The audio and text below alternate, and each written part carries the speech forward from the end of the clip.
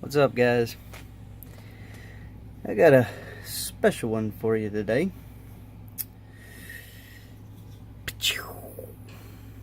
That is, of course, as y'all know it, probably the top EDC in the knife world, the Paramilitary 2.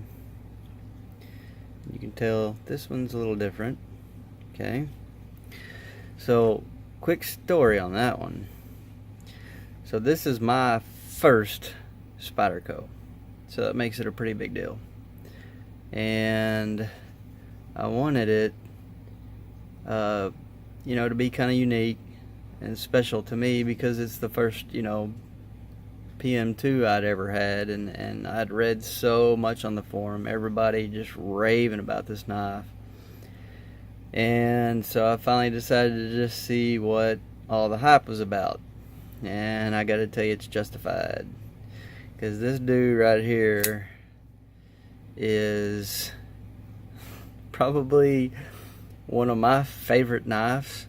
It's definitely not the most expensive, although the way it's configured is probably pretty close up there, but it is my favorite knife because of Spyderco's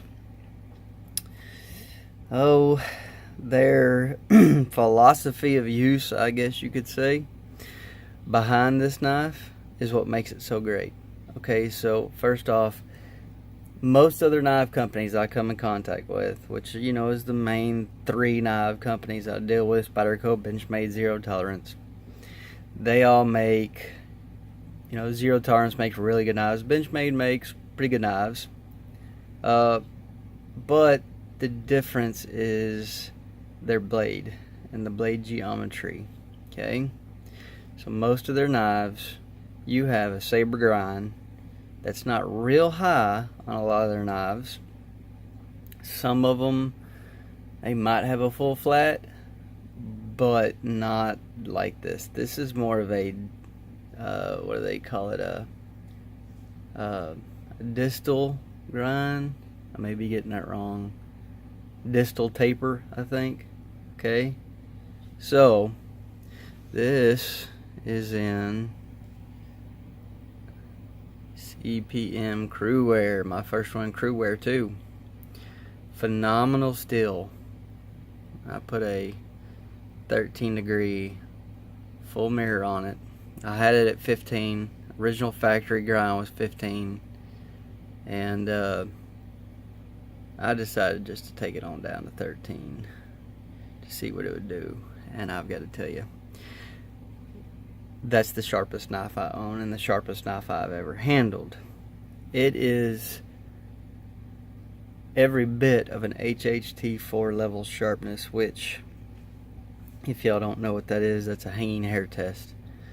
So what you do is you take the blade like this, vertically, blade edge up, take a piece of hair, single hair, and you hold it about half an inch from the blade.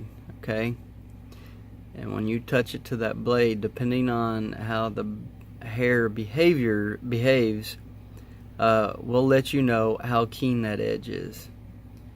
So okay, it's 0 through 5. 0 is it just kind of violin strings the hair, so the hair just kind of vibrates on the blade as you're pulling it down. As you go further up the scale, it will start to curl the hair into two pieces. Then at the highest level, which is a 5, the hair is, the second you touch the blade, the hair just falls off. It's cut in two. This is at a 4. So at a 4, you could stick the hair on the blade, and the second you start pulling, pops that hair off. So let's get into the scales. Obviously, they are not factory, and I'm sure some of y'all watching this know who makes these. They are probably the best scales I have found for the excuse me, for the PM2. So these are by a Russian guy, Aramis something. I don't know how to pronounce his last name, but he's on Instagram. He's got stuff for sale on eBay. This is from their Grand line, Grand carbon fiber line. these scales were, I think, 105 for both sides. Memory serves me right. And he also does the pocket clip, fully milled carbon fiber pocket clip. That's 25 bucks, which is, to me, outstanding, awesome deal on a fully machined carbon fiber pocket clip. And the backspacer is his too, G10 Toxic Green. The thing I like about his backspacers that are unique from any others is the way they attach.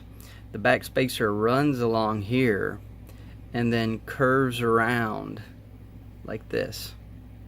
So it's just one piece that's kind of curved and then it goes along. So all you have to do is take out this screw, and that's it. You take out that screw. The G10 has a little metal insert, I believe, in there, and what you do is you stick the backspacer in there, put the screw through, and then you just rotate this thing down. Or maybe I have that wrong. It's been a while.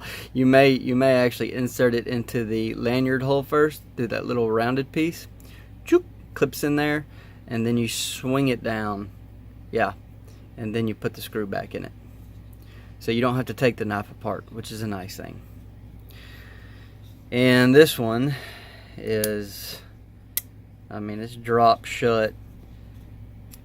You can tell I haven't been practicing much with the middle finger flick, but it is the smoothest. I mean, it just falls right down. I don't even have to touch it. So yeah, it is phenomenal slicer, cutter. Speaking of, let's get back to that distal taper. Okay, so if you look, and I'm sure all y'all know this, you see how that blade just tapers down to a needle-like tip. That's their distal taper. And then on top of that, you have a full flat grind. So if it was just a full flat grind, it would still have a pretty thick, beefy tip. That's where Benchmade's and zero tolerances come in. Theirs all have a pretty thick tip on them. Spyderco's does a distal taper, which makes it into literally, let's see if that'll pick. I mean, you can tell it is literally like a hypodermic needle.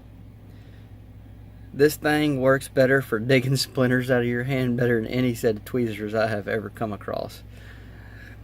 So yeah, that's this is one of my favorite knives. I carry this one every day with me. I don't use it hard use. This is just for very, very delicate, fine cutting task. I have a Benchmade Adamas I carry with me usually every day. That's, you know, for all the beating on stuff, but this one is pretty special to me, so I don't really feel like screwing up that beautiful satin grind on there.